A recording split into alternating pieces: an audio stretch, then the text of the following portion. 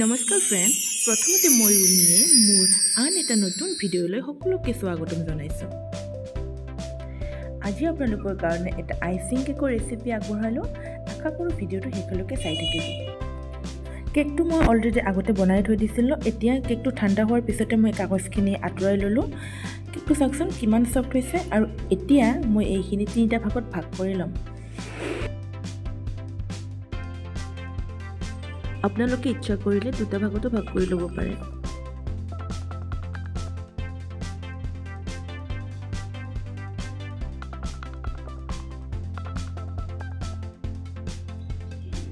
আৰু মই ইয়াতে ক্ৰাছ হিচাপে ইউজ কৰিছোঁ মালাৰ্ছৰ ষ্ট্ৰবেৰী ক্ৰাছ।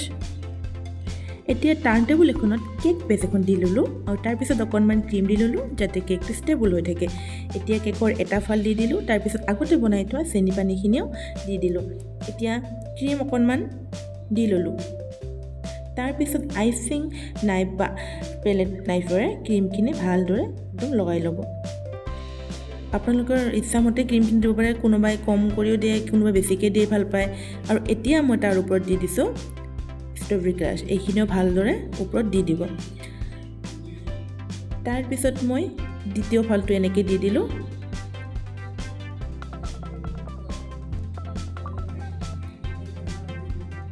এতিয়া এইখিনিতো মই চেনি পানী দি দিছোঁ ওপৰত। চেনি পানীখিনি দিলে একচুৱেলি কেকটো খাবলৈ পিছত ছফ্ট হয়। তাৰপিছত মই আকৌ ক্ৰীম দি দিছোঁ।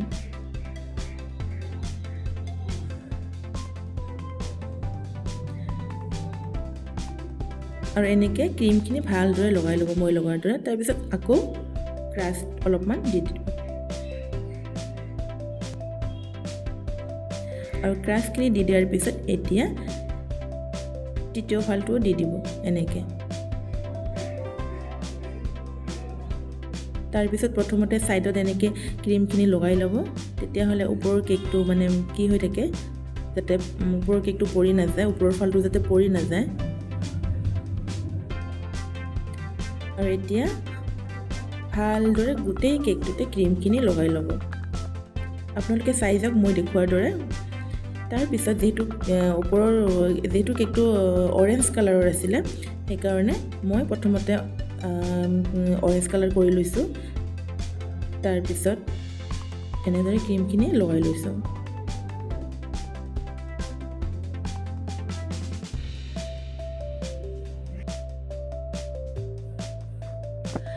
আপোনালোকে মই কৰাৰ দৰে এনেকৈ ছাইডত ডিজাইন দিও ল'ব পাৰে, নাইবা কেকটো প্লেইনকৈ ৰাখিব পাৰে। মই এনেকৈ ডিজাইন দি লৈছোঁ বাৰু।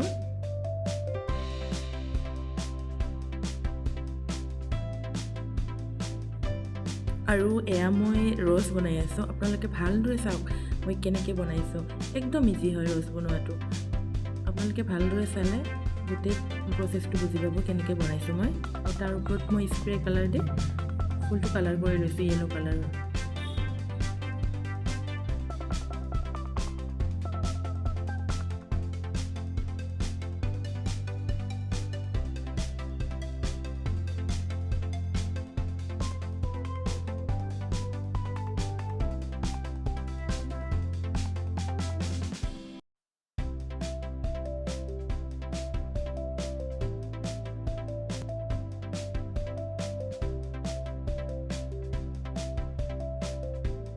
পাত কিছুমান দি দিছোঁ সৰু সৰুকৈ।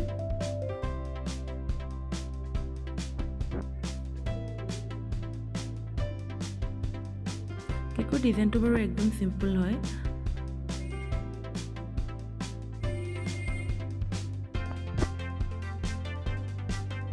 ওপৰতে মই এনেকৈ 2টামান আৰু হোৱাইট কালাৰৰ ফুল দি দিলোঁ।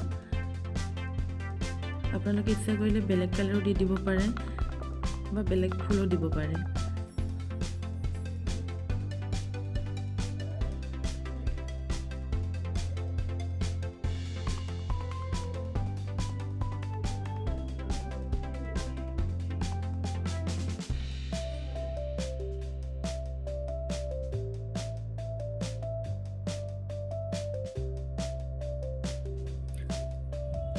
আৰু তলতো মই দি দিছোঁ সৰু সৰুকৈ ষ্টাৰ নজেল দি, জাষ্ট সৰু সৰু ফুল দি দিছোঁ।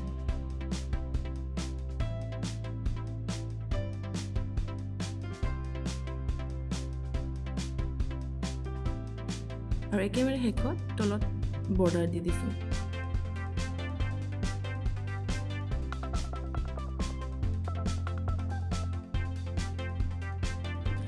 যিহেতু কেকটো কাষ্টমাৰে বনাবলৈ দিয়া কেক হয়, সেইকাৰণে কেকটোৰ ওপৰত মোক নাম লিখিব দিছিলে আৰু সেইটো মই লিখি দিছোঁ।